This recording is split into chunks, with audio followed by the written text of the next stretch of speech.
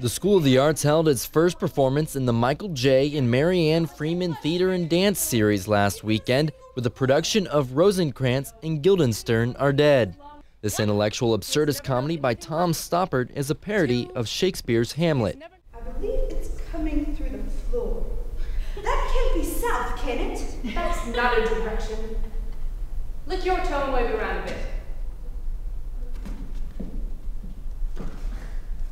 Nope, I think you're going to have to do it for me. I'm prepared to let the whole matter drop. Or I can lick yours. This show pretty much takes the story of Hamlet and completely turns it upside down. Rosencrantz and Guildenstern are two very minor characters in the role of Hamlet. So you see the story of Hamlet from their point of view.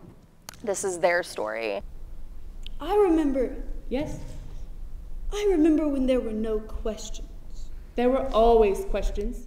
Theater professor and director of the show, Mark Castle, says this performance is a great way to start off the year that will be a bit different than previous years. I think one of the things that we're trying to do this year is have a really diverse set of plays. This one is a fairly intellectual play in regards to it's steeped in a tradition of plays and Hamlet itself. So it's saying, you know, here in this school we do so many varied and different things, and here's a little taster, a little sampler of the variety of stuff that we can do. See anything you like?